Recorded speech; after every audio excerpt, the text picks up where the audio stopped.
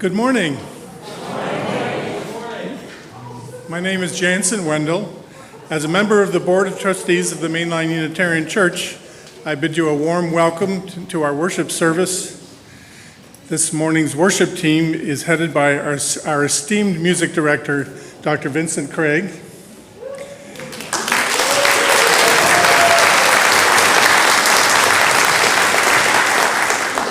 And includes Dawn Starr, Sarah Borschelt, Director of Lifespan Faith Development, and Tracy Simpson, our worship associate. If you're visiting for the first time, I especially welcome you. Greetings to those of you joining us online. I encourage you to explore our website to find out more about us and to reach out to us so we may connect with you. If you're here in person, please stop by the visitors table near the main entrance and join us in the fireside room across the hall after the service so we may greet you. Do we have any visitors today? Welcome. As Unitarian Universalists, we draw spiritual inspiration from many sources. These include sacred texts from the world's great religions, words and deeds from prophetic women and men, our direct experience of the sacred in our lives, and the rhythms and cycles of nature and the earth. We support each other in our individual religious journeys as we seek to make the world a better place for all its inhabitants. I have a few important announcements. Next Sunday, June 11th, is our annual congregational meeting. After the service, please say goodbye to Rich Fritzen at his surprise retirement party, which he organized. Then return back to this room for the annual meeting. Anyone is welcome to attend, but only those who've been a member for 30 days or more may vote. Live attendees will be voting on the budget, the nominating committee slate of nominees for the board and the nominating committee, and the board is proposing 6 amendments to the bylaws this year. The quorum needed for the budget and nominating committee slate is 60, while the bylaws amendments require 96. If you're unable to attend in person, please return your absentee ballot by email or by postal mail by June 9th. There will be a question and answer session about the budget and the bylaws amendments here in the main meeting room following today's service. We are also preparing a new photo directory for our incoming senior minister. Please stop by the welcome table after the service, introduce yourself to our new office assistant, Griselda Lapazia, and ask her to take your picture for the directory. You can find more announcements in your order of service and on the bulletin board in the atrium. Now please take a moment to silence your electronic devices, and we'll hear a few words from Dr. Craig. Not right. Good morning. Well, Johann Sebastian Bach is glad you are here this morning. This is our first, I want to welcome you to our first Music Sunday since 2019. Yes.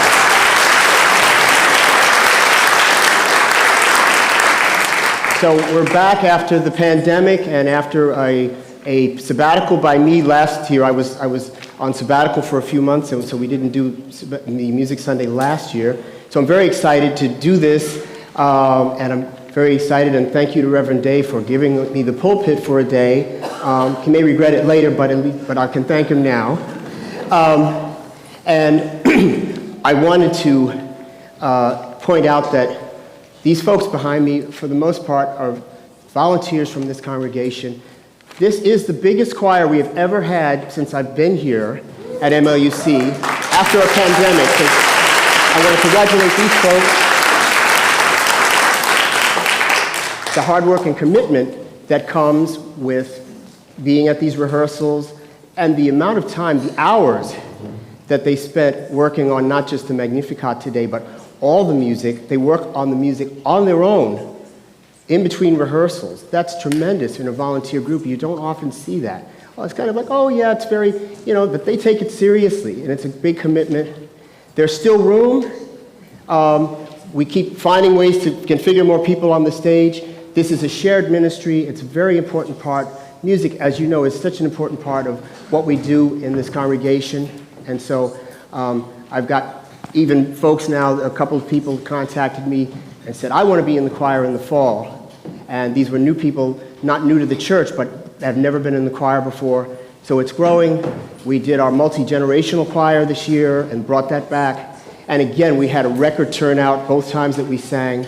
So kudos to you, this congregation, for really putting your money where your mouth is and making this commitment to music, because it's so important. We can't do it. I can't do any of this. You give me a lot of credit and you show me lots of love, but these people work very hard. So when you see them in coffee hour, you congratulate every single one of them, or as many of them as you can, because they have made this all possible. And I want to congratulate them again.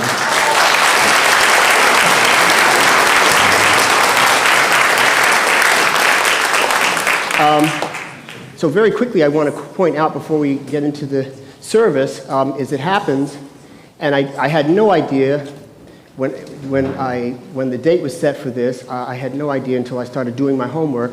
Just to tell you a little bit, now the Magnificat will be sung in Latin, which was a new thing for Bach at the time. He wrote many texts in Latin, but this was one of the first of his major choral works that he said in Latin as opposed to German. And he wrote it when he was music director at a church in Leipzig, which was his final church position. And they hired him to start at a time in the Christian calendar year, which was Trinity Sunday. And guess what? Today is Trinity Sunday. It just happened that way. I didn't plan it. And this is also the 300th anniversary of the first performance of this piece. Bach wrote it in 1723. So we're hearing it 300 years old with modern voices and modern instruments. And if you're a visitor for the first time, I don't want to mislead you. We don't have an orchestra every week. As much as I would love that, but that would take a little bit more resources than we have right now, but we can talk about that too. So anyway, and of course our offertory will have a movement, not the entire thing, but a movement of a double concerto. So there are two soloists. So it is the Bach double concerto, otherwise known as just the Bach double, right, for two violins and the string section alone. And I have the pleasure of featuring my son, John, and his teacher as the soloist.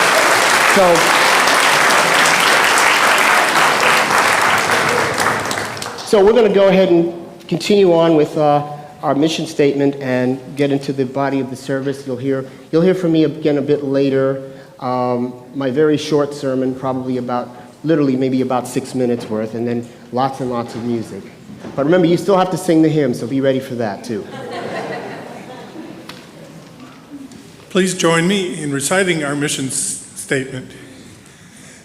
Together, we transform lives through love, service, and our welcoming faith.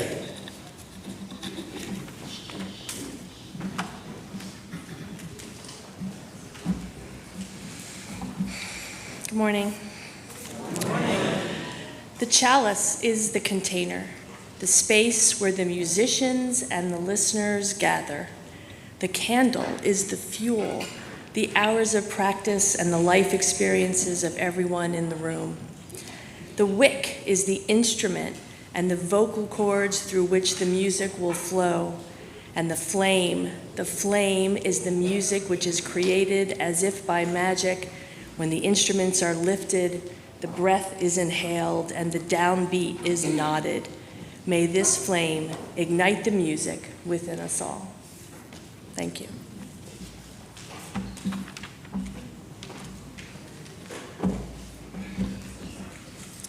Here we have gathered, come and step inside. Let us sing together, listen together, celebrate together. Let us sing our heart's own songs here together. Come, let us worship together. Let us begin by rising in body or spirit and singing together hymn number 360. I think it's 362. 360? Okay, here we have gathered.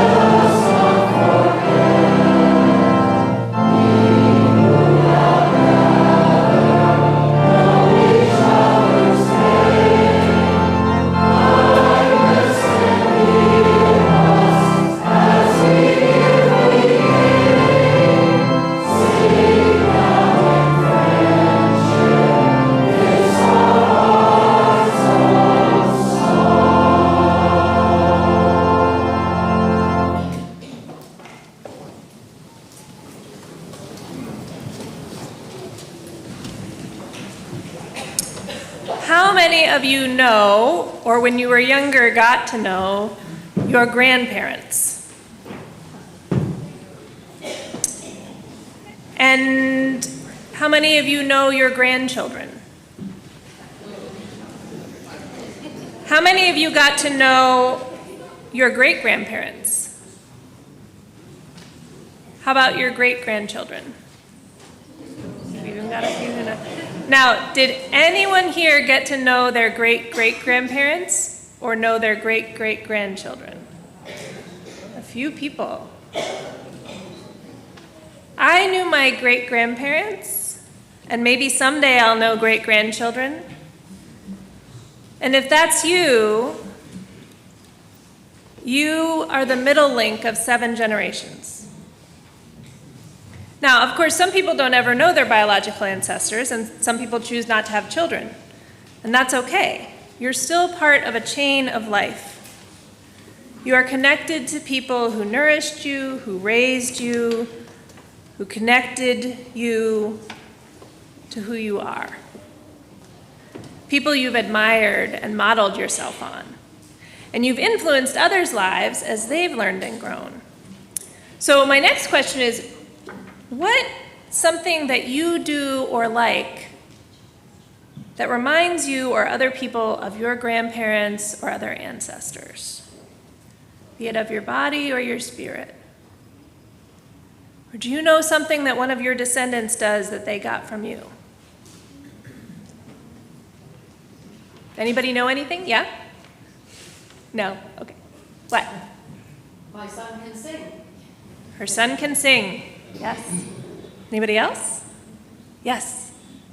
My grandmother sent me a record of Teresa Stevens singing Carmen, and I've loved opera ever since. Our opera. I had a grandmother who loved opera too, and she took me to see Madame Butterfly in New York when I was like 19. I didn't love opera, but it was really nice to go with my grandmother. Pat. My little granddaughter loves to sing. Lots of singing. Anyone else? Yeah? My granddaughters are cooking recipes that I've made. Ooh, cooking recipes that their grandma made. Yeah? Yes, I was going to say the same thing. Our daughters like to cook and nourish Cooking. nutrition. Yeah.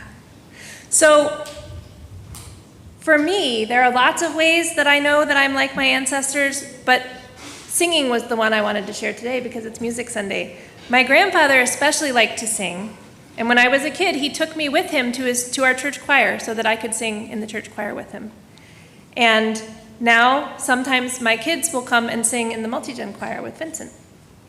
So singing in a church choir is a legacy for me and for my kids. Something that's valuable that was passed down from one generation to the next in our family. And all those things you said or you thought of that you do like your grandparents did or your grandkids do like you, those are also legacies. And as a parent, one of the things that brings me the most joy and awe is to see one of my children do something in their own way that I know they got from me somehow, or from my partner, or from our ancestors. It's a legacy that we've given them, that they've made their own and different, and often better.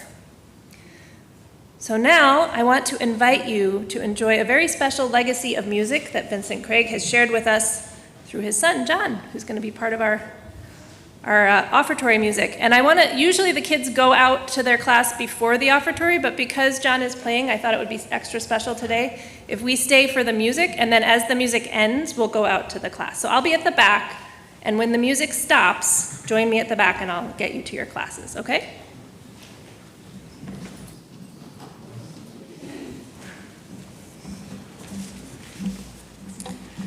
So each month we donate half our weekly collection to a worthy organization in need. The recipient of June's offering outreach is PAR, Recycle Works, People Advancing Reintegration, a registered 501c3 nonprofit organization. PAR Recycle Works provides a wide array of e-waste recycling services and companies and individuals in the greater Philadelphia region. The organization recycles monitors, computers, laptops, cables, and more. The organization aligns with UU Principle Number 1, the inherent worth and dignity of every person. Number 2, justice, equity, and compassion in human relations. Number 7, respect for the independent web of all existence of which we are a part.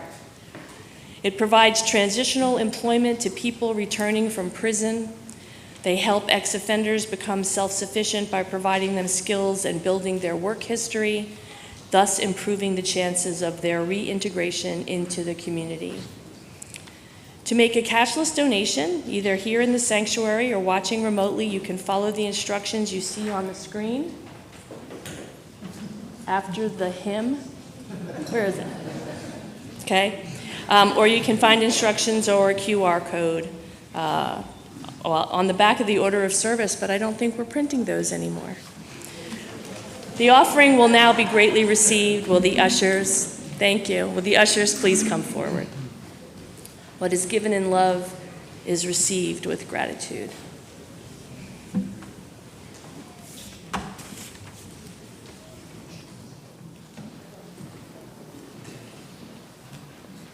Are they showing the video?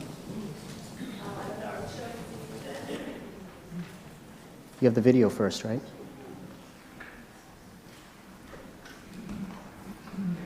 Yep. Yep. Right here.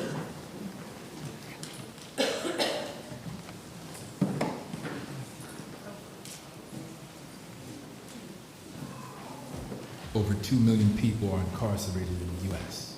The majority of incarcerated people are from low-income communities, and Black and Hispanic people are disproportionately represented. Often the loss of freedoms, jobs, property, relationships, housing, and even family ties can contribute to a loss of identity and feelings of powerlessness. People who return home from prison face enormous obstacles to rejoining their communities. One major obstacle is unemployment. The unemployment rate among returning citizens is 9 times higher than the wider U.S. population. A criminal record can lead to being overlooked by employers, yet lack of employment is the single largest factor for recidivism. People Advancing Reintegration is helping to solve this problem. PAR provides jobs, job training, and re-entry support to returning citizens. We guide employees one step at a time to successfully rebuild a better life after prison. PAR offers transitional jobs, 6 to 9 months on average, through our nonprofit electronics recycling business, PAR RecycleWorks. PAR RecycleWorks electronics recycling business is the economic engine for our employment social enterprise, both serving returning citizens and providing environmentally responsible e-waste recycling to our communities and supply partners. 100% of PAR's employees are returning citizens, of which 65% go on to permanent jobs with area employers. PAR's e-waste supply partners include over 125 companies, institutions, faith-based organizations, and governmental entities. During the past 6 years, over 100 people have been employed at PAR. We had a direct impact on employment of Philadelphia's Black and Brown communities by providing jobs, training, and a bridge to permanent employment. Only 5% of PAR graduates have returned to prison. That is 90% below the national recidivism rate of 67%. Now in its 6th year, PAR RecycleWorks is at the tipping point of growth, striving toward achieving critical scale of our business operations. By increasing our e-recycle inventory intake capacity, we increase our impact and our capacity to employ and train more people.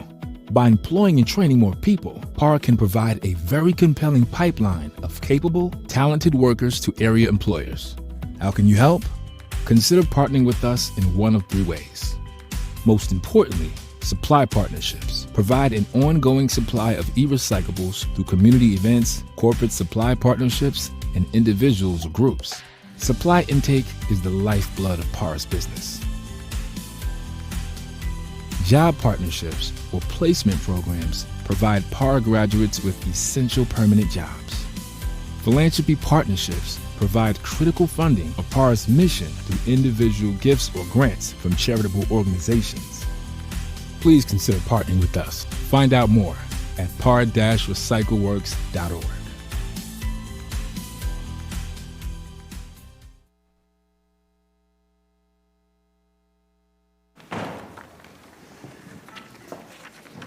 Yeah, just check it.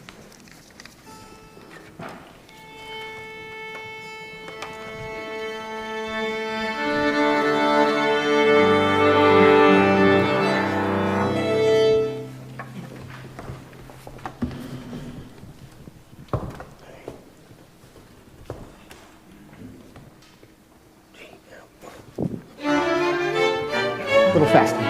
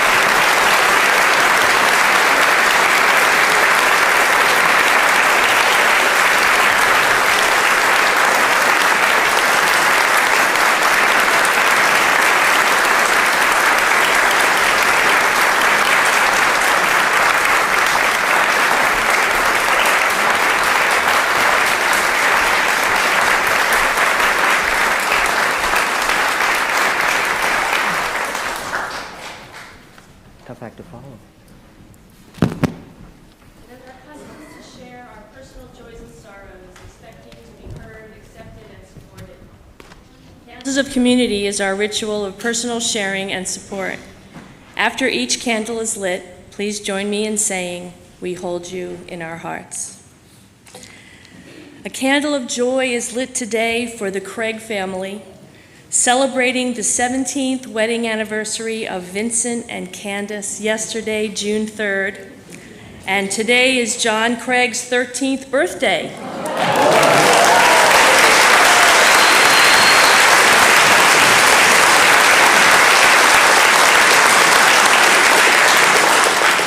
So for the Craig family, we hold you in our hearts. We light a candle of sadness today in honor of longtime member Glenda Merchant, who died earlier in May following a 2-week visit with her family celebrating the graduation of one of her grandsons. Glenda was a member of the church for nearly 50 years and twice served as president of the Board of Trustees. For Glenda and her family, we hold you in our hearts. So we have a lot of love for Vincent today. The MLUC Choir would like to light a candle of joy, thanking Dr. Vincent Craig, our music director, for his faith in the choir that they could sing this morning's beautiful, difficult music.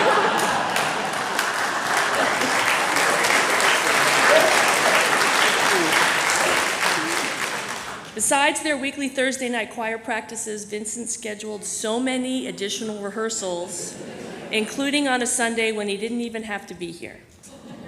His patient, experienced guidance and addition to so many rehearsals enable us to sing today's beautiful music and to share it with our congregation. Dr. Craig created this wonderful orchestra, hired the beautiful soloists, and added experienced singers to the choir, including his son in the music. And MLUC is so thankful for our gifted music director. And Ellen Youngdahl added, for the wonderful music in church and for Dr. Craig's musical leadership, we light a candle of joy and we hold you in our hearts.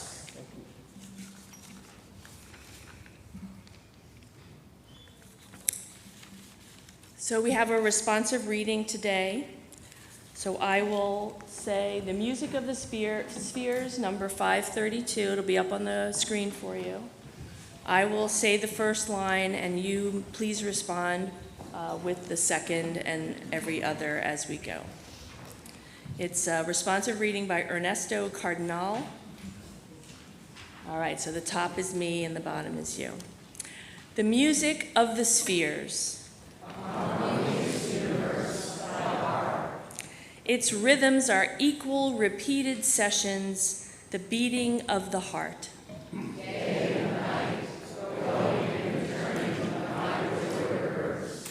The cycles of starts and corn.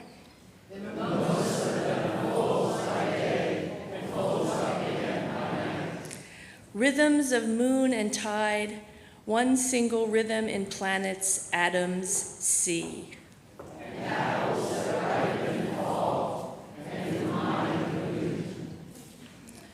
Melody, accord, arpeggios, the harp of the universe, unity behind apparent multiplicity.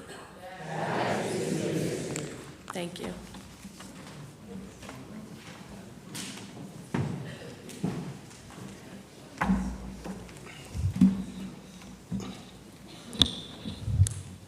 Good morning. Lately, I've been giving a lot of thought to what a legacy is and what this word means in music, worship, and life. When we think materialistically, we focus only on things like money, wealth, and inheritance. But this is a very shallow perspective of legacy. In a religious community, it means so much more. Yes, we have our legacy circle, where people can have an opportunity to remember the church with planned gifts from their estates when they are gone. And in a very short time, this congregation will hold its annual meeting where they will approve a new budget based on the generosity of its members' pledges for the next fiscal year. If you are a part of this community, you can't help but notice the number of memorial services that have taken place this spring, with more yet to come. I have participated in almost all of them, often celebrating the lives of people whom I've known since my first days here at MLUC. Sometimes I learn a lot of things about these members of our community that I did not know previously. What's interesting is that in every one of these services, the common thread was their family. Different generations reflected on their loved one and how that person was responsible in some way for them becoming who they are today. In the church, I consider building community an important part of everyone's legacy. When we welcome new members, when someone runs for the board of trustees, when someone joins a small group ministry, when we take an opportunity to recognize our volunteers, when I convince someone that we really need them in the adult choir, pointing out that while it is a big commitment, I do not hold auditions, and that everyone's lives are so busy that we can never get all of our singers here at the same time. We are building a legacy. Johann Sebastian Bach had his own legacies too. In modern times, the age of 65 isn't even full retirement for most. But in Bach's day, that was considered a full life. Now remember that Mozart composed all of his music in an even shorter time frame before his death at the age of 35. The obvious legacy was the sheer volume of great music that he composed. But I think his greatest legacy was that 4 of his sons, Carl Philipp Emanuel, Wilhelm Friedemann, Johann Christoph Friedrich, and Johann Christian, went on to have careers as composers. None of them would ever have the level of notoriety that Johann Sebastian had, and although he trained his children in their compositional craft, none of them embraced their father's writing style, in part because they considered his music old-fashioned and music was changing. They were keeping up with the new trends in music, right? And even though there is only one Johann Sebastian Bach, but mainly because they wanted to find their own path. It struck me that this is what many Unitarian Universalists are trying to do. They are seeking out their own spiritual path, which may or may not be different from the path that they started earlier in life. Think about what your own legacy might be. There are so many careers in which we leave a legacy to our families, co-workers, or especially our students, if we're teachers in some capacity. Some of my students are here making music with us today, former students, current students. I think that what someone leaves in you is far more important than what they leave to you. I am the only professional musician in my family, but my parents started me out on my musical journey by exposing me to classical music literally as a newborn on their little transistor radio before I even left the hospital. If anybody's, any techie nerds, it was an Arvin Model 61 R49, and it was made about 1961, and it graced my parents' kitchen until sometime in the late 80s. I just saw one on eBay. I found one on eBay yesterday for $55, so they're not valuable. I don't know that I'll buy it. Probably not. I got enough junk in my house. But if I had chosen a different path other than music, I still might have found some way to make music a part of my life. My parents gave me so many legacies, which include several hobbies, and my mother can attest to that. You can greet my mother, she's here, during coffee hour. Appreciate your legacy, whether it is your vocation or your hobby. And if you can, appreciate being the beneficiary of someone else's legacy. So may it be, and amen.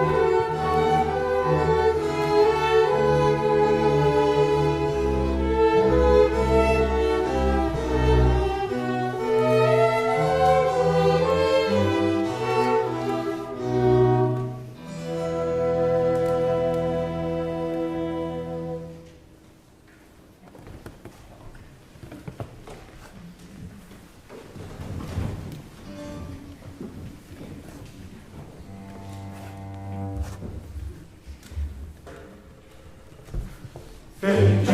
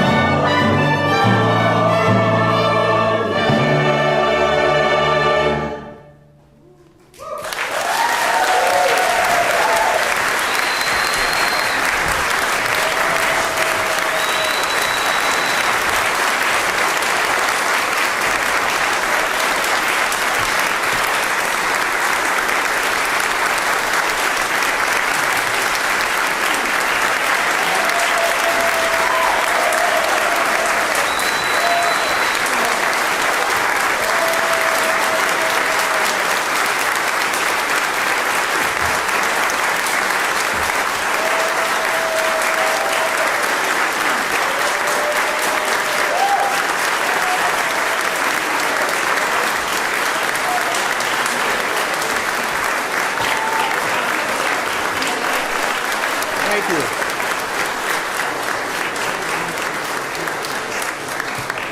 Please remain standing for some closing words.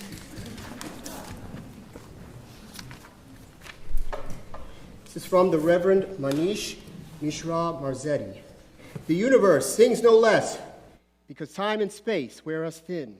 The music calls us to recognize our limitations, to recognize that the song is best sung with others.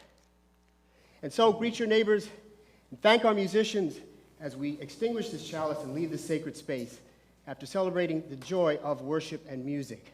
Amen.